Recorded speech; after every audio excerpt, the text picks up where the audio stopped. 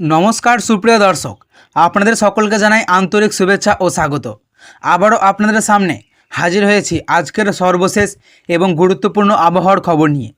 আজ 15ই জুন, দিনের শুরু থেকে রাত পর্যন্ত আবহাওয়া কেমন থাকতে পারে, কোথায় বাড়তে পারে গরমের অস্বস্তি, কোথায় দেখা মিলতে পারে বৃষ্টির এবং আকাশের পরিস্থিতি কোন কোন দিকে যেতে পারে, সেই সমস্ত বিষয় নিয়েই আজকের এই বিশেষ প্রতিবেদন।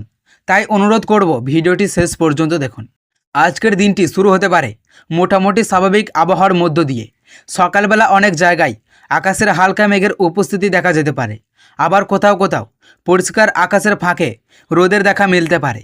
দিনের প্রথম দিকে আবহাওয়া খুব একটা স্বাভাবিক না মনে হলেও সময় যত এগাবে আবহাওয়ার চেহারা ততই বদলাতে শুরু করতে পারে। সকালের দিকে বাতাসের আর্দ্রতার পরিমাণ কিছুটা বেশি থাকতে পারে, ফলে তাপমাত্রা খুব বেশি না থাকলেও গরম কিছুটা বেশি অনুভূত হতে পারে। অনেকেই বাইরে বেরিয়ে ভ্যাপসা গরমের অনুভূতি পেতে পারেন।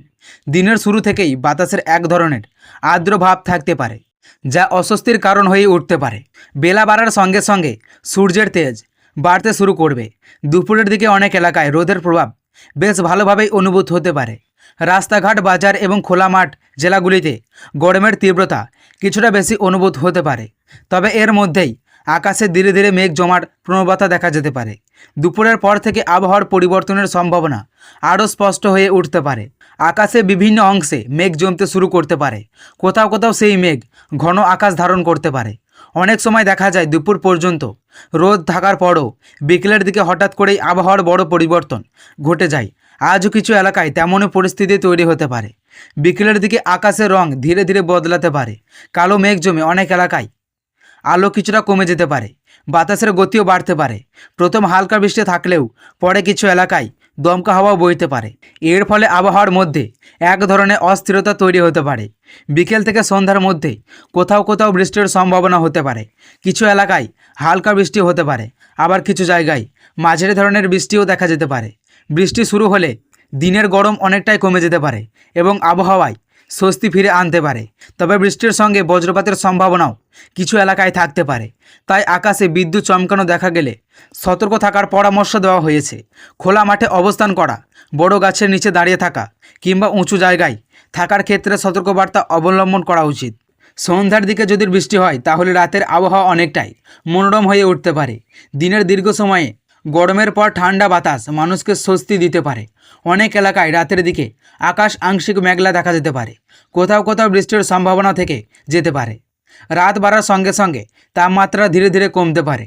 দিনের তুলনায় রাতের আবহাওয়া অনেক বেশি আরামদায়ক হয়ে উঠতে পারে। যারা সারাদিন গরমে অতিষ্ঠ ছিলেন তারা রাতের দিকে কিছুটা স্বস্তি পেতে পারেন। এদিকে সারাদিনের আবহাওয়ার পরিস্থিতির দিকে নজর রাখলে দেখা যাচ্ছে আকাশের অবস্থা বারবার পরিবর্তন হতে পারে। দিনের এক সময় রোদের প্রভাব বেশি থাকলেও পরবর্তী সময়ে মেঘের আনাগোনা বাড়তে পারে, ফলে আবহাওয়ার মধ্যে এক ধরনের অস্থিরতা লক্ষ্য করা যেতে পারে। অনেক এলাকায় দুপুরের পর থেকে বাতাসের গতিবেগ কিছুটা বৃদ্ধি পেতে পারে।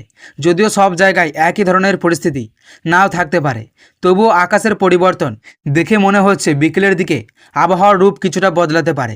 পাশাপাশি বাতাসের আর্দ্রতার পরিমাণ বেশি থাকায় অস্বস্তিকর পরিবেশ বজায় থাকতে পারে।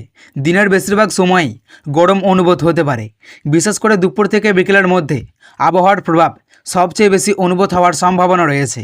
অন্যদিকে সন্ধ্যার দিকে মেঘের পরিমাণ আরও বাড়তে পারে। কিছু এলাকায় হালকা বৃষ্টির সম্ভাবনা তৈরি হতে পারে, কোথাও আবার শুধুমাত্র মেঘলা আকাশ দেখা যেতে পারে।